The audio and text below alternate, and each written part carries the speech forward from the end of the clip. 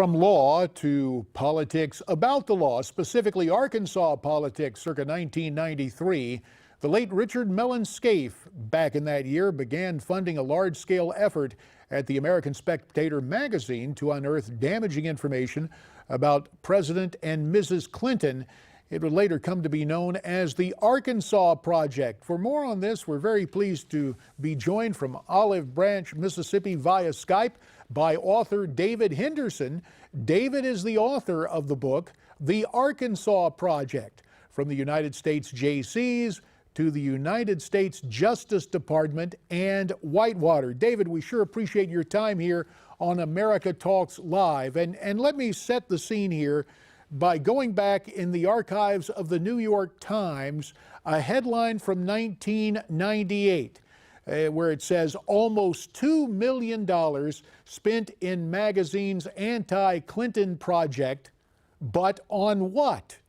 When I read that headline as a conservative who used to serve in Congress, as a guy who was on the banking committee talking about Whitewater, I see that and I go, oh, the classic misdirection and heckling from the New York Times. Is that a fair assessment, David? That's totally correct, totally fair. Well, take us back to what was going on then, and what did the Arkansas Project uncover? Well, someone who read my book a few days ago suggested to me that that could also have been titled Understanding the Clinton Playbook.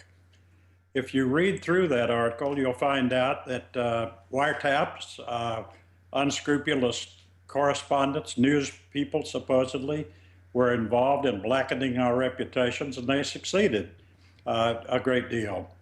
Among them, if you don't mind me naming some of them. Sure, go right ahead, sir. Were Joe Conason and Gene Lyons, who wrote the book, The Hunting of the President. And I happen to have that book beside me now. I don't want to give them too much publicity, but I used about an entire book of sticky notes, making notes of things that they had wrongly included in that book. And I did that years ago. Well, let me ask you this. If they were, and I don't know if they were going after private citizens or public figures, did anyone seek legal recourse if they were engaged in publishing knowingly false material, David? Not to my knowledge. And I hope that's still an option, because having refreshed my mind on all of these things, I wrote my manuscript back in 2000, 2001.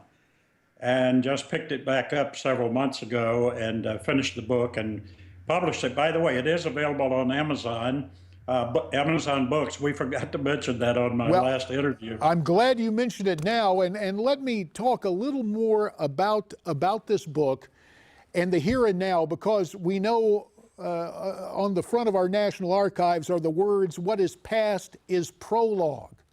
Are we seeing that Clinton playbook dusted off and used again in this presidential campaign for Hillary? Absolutely, without a question.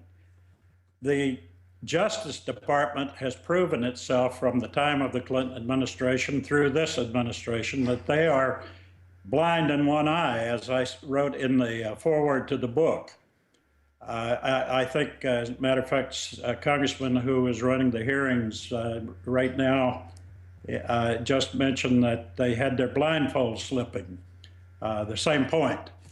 They seem to be able to see what anybody who opposes the elected officials, yourself excluded, I know you were once in Congress, but they seem to protect them while punishing those who would in any way trouble them. Oh yeah, the other thing they love to do is a document dump.